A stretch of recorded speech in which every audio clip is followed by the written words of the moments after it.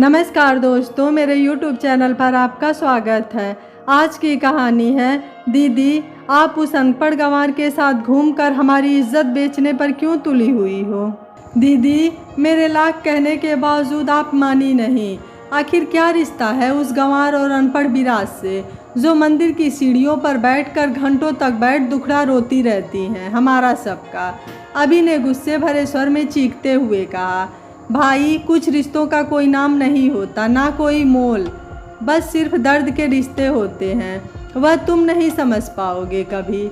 घर के अंदर कदम रखते हुए त्रिशा ने कहा, दीदी, मैं नहीं समझूंगी तो कौन समझेगा तुम्हारे रासलीला के बारे में।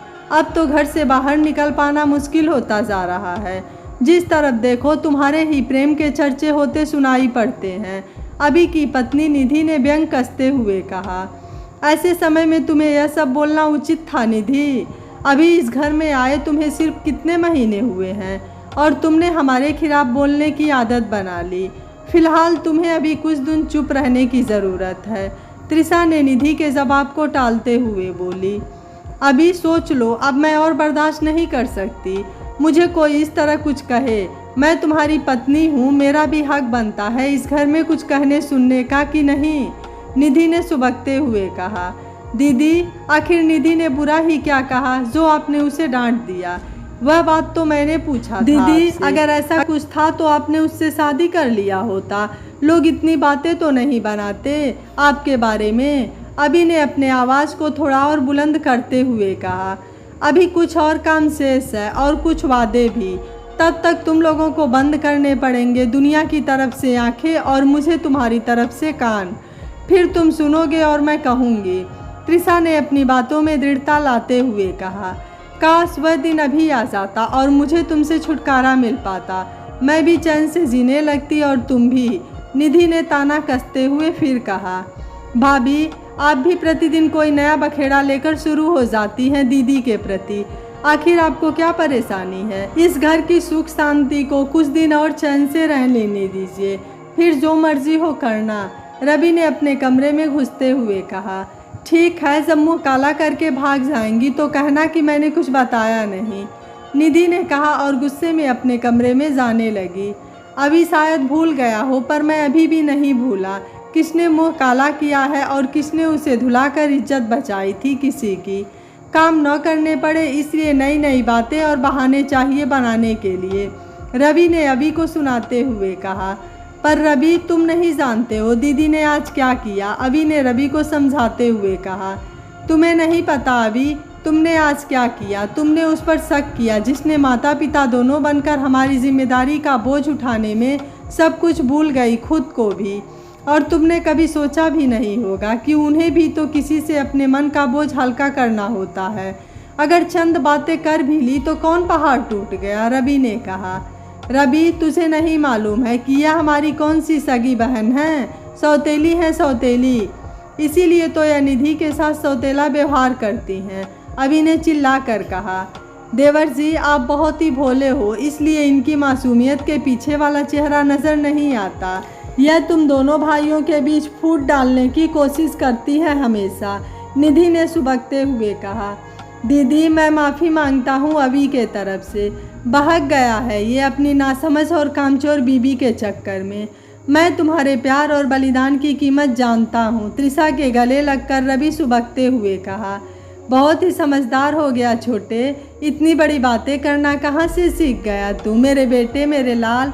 त्रिशा ने रवि के माथे को चूमते हुए कहा, मेरा ट्रांसफ़र हो गया है शिमला में, हम कल ही निकल जाएंगे और वहीं पर रहेंगे, सब कुछ इसके लिए छोड़कर। रवि ने त्रिशा के आंसू पोंछते हुए कहा।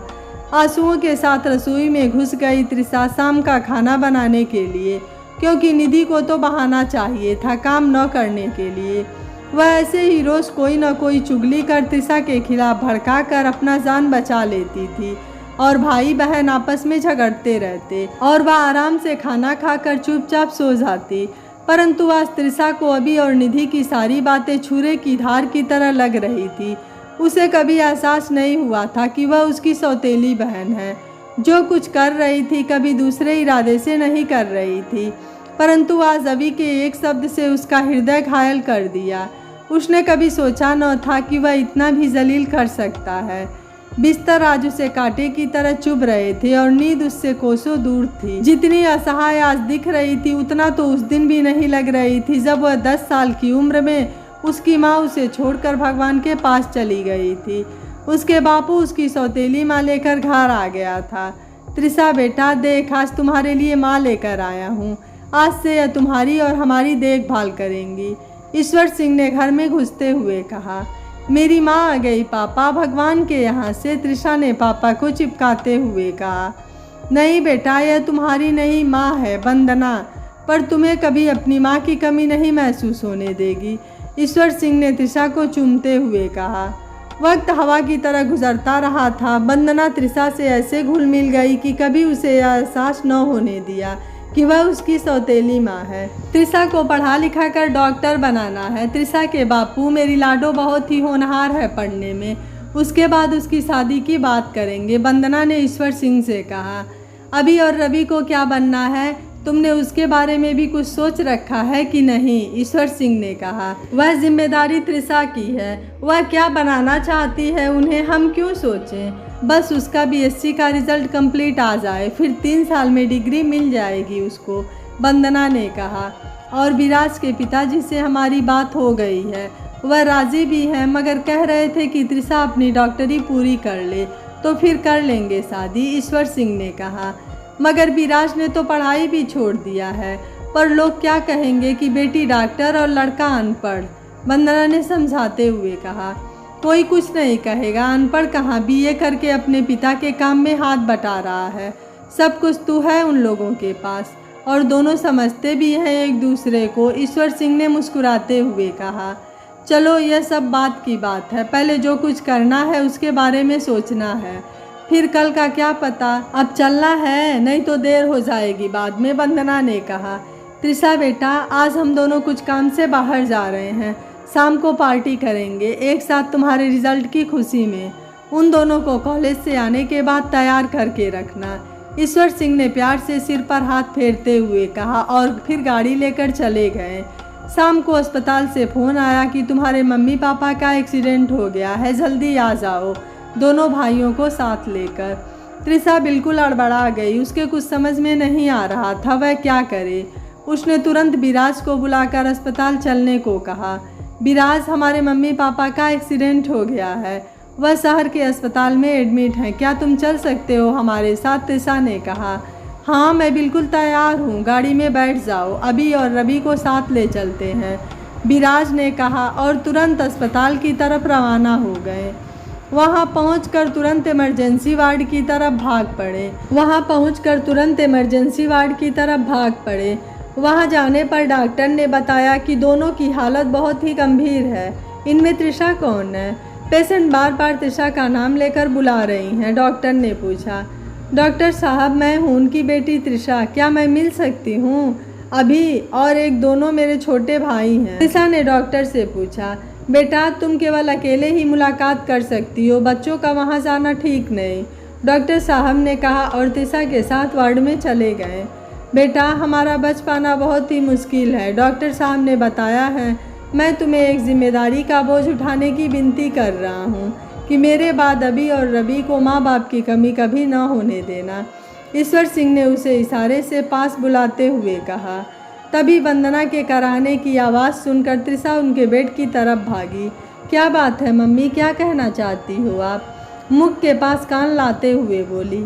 बेटा, मैं तुम्हारे सपने को पूरा नहीं कर सकी, पर बच्चों के सपने को हकीकत में ज़रूर बदलना, और जब तक वह संभल न जाए उनका साथ मत छोड़ना। वंदना के कहते ही उसकी गर्दन एक तरफ लुढ़क गई। त्रिशा जब तक अपने पापा के पास जाती उन्होंने भी दम तोड़ दिया था। उसने बिल्कुल संभलने का समय नहीं पाया। उसके सामने मम्मी पापा दोनों विदा हो चुके थे इस दुनिया से। वह बिल्कुल अनाथ, असहाय, की कर्तव्य विमूढ़, सामने 2 बच्चों की जिम्मेदारी, न वह हंस सकती न रो। बहुत ही धैर्य के साथ अपने हाथों से अपने मम्मी और पापा का अंतिम संस्कार अपने सीने पर पत्थर रख कर किया। परंतु जीवन बहती धारा की तरह है, वह कभी रुकता नहीं, हमेशा बहता रहता है। अभी मात्र 10 साल का रवि 8 साल की उम्र का था। और दोनों को इस काबिल बना दिया कि आज वह समाज में उनकी गिनती अच्छे इंसानों में होती थी। उनके सपने को पूरा करते करते अपने सपनों की आहुति देने के लिए दिन रात अथक परिश्रम की। जब भी बैराज की ज़रूरत होती वह हमेशा तैयार मिलता था।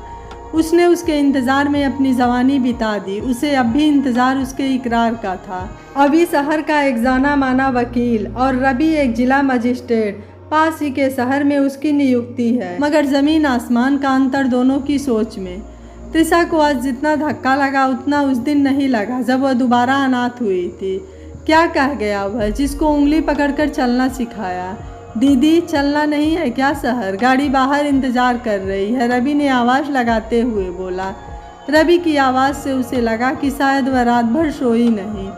रवि अभी कुछ जिम्मेदारियां बाकी हैं हमारी, तब तक तुम यहाँ से ड्यूटी कर लो, फिर हम यह घर छोड़कर जा सकते हैं। हमारा कोई इंतज़ार कर रहा है, त्रिशा ने कहा। तुम्हारी शादी की जिम्मेदारी रवि।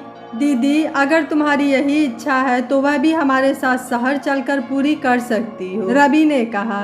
रवि की मनपसंद लड़की उसकी बचपन की दोस्त शैलजा अपर जिलाधीश के साथ मंदिर में वैदिक रीति रिवाज से विवाह संपन्न कराकर त्रिशा ने अपनी जिम्मेदारी का बोझ उतार कर चैन की सांस ली। अभी एक और भी जिम्मेदारी का बोझ बाकी है त्रिशा, उसे कब उतारोगी? विराज ने उसका हाथ पकड़ते हुए कहा। हाँ दीदी, अब विराज का इंतज़ार आप भी ख़त्म कर दो और जी लो अपनी ज़िंदगी अपने हिसाब से। और बहुत ही सादे तरीके से विराज और त्रिशा की शादी भी संपन्न हो गई। मंदिर में राधा कृष्ण की मूर्ति ऐसे देखकर मुस्कुरा रही थी जैसे कि आज दो इंसानों के बीच बनने जा रहा है जिम्मेदारी के बोझ का नहीं, प्यार का रिश्ता। दोस्तों, कभी कभी जिम्मेदारियां निभाते निभाते इंसान अपने बारे में सोचना छोड़ देता है और जिनके लिए वो इतना त्याग और बलिदान करता है वह उसकी कद्र भी नहीं करता है। लेकिन जिम्मेदारियों के बोझ के तले अपनी खुशियों को नहीं दबाना चाहिए। समय के साथ अपनी खुशियों का भी ख्याल रखते हुए जिम्मेदारियां निभानी चाहिए। आपको यह कहानी कैसी लगी? त्रिशा का फैसला कैसा लगा? आप मुझे अपनी राय कमेंट बॉक्स में ज़रूर दीजिएगा। वीडियो पसंद आया है तो वीडियो को लाइक शेयर एंड चैनल को सब्सक्राइब करिएगा। Thank you for watching. मिलते हैं अगली कहानी में।